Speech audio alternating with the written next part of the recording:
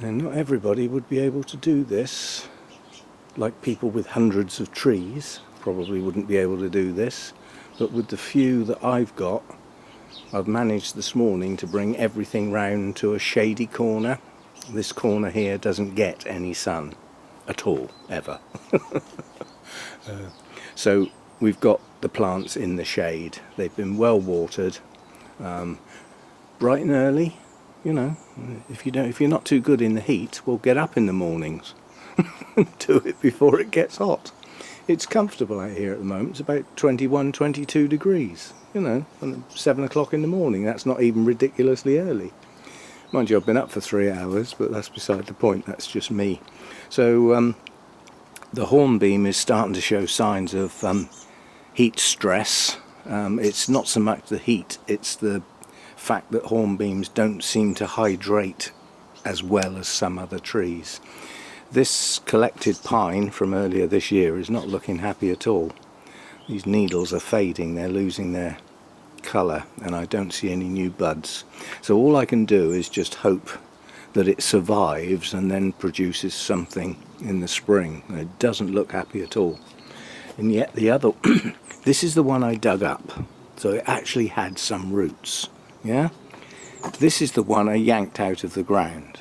There was no digging, I just leant back and pulled, and I did actually fall over whatever. And this one's growing nicely, and yet, you know, that had even less roots. It's weird, isn't it, how some do okay and some don't. Anyway, trees in the shade, that's the important thing, and well watered.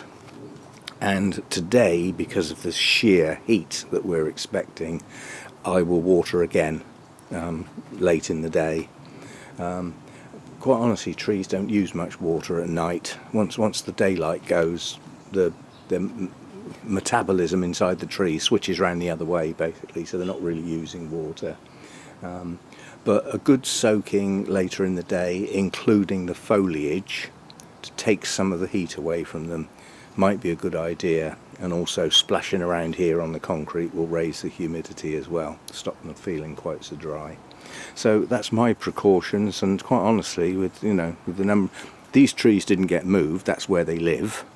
The big Teshojo didn't get moved, that's where it lives, so that doesn't get any direct sun until very late in the evening when it gets an hour or two.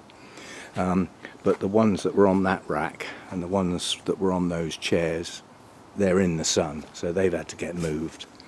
And I just hope, it's only a couple of days and everything will get back to some sort of normality, although I still don't see any rain forecast for this area of the south coast.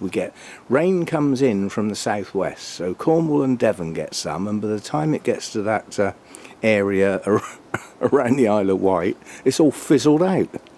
And it comes in a southwesterly direction, so by the time it gets to our area, it's already moved north. It's up round Salisbury or something, and poor old Bournemouth and Christchurch gets nothing.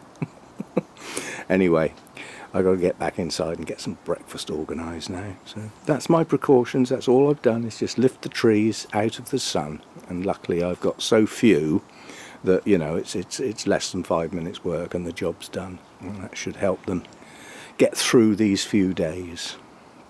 See you next time. Thanks for dropping by.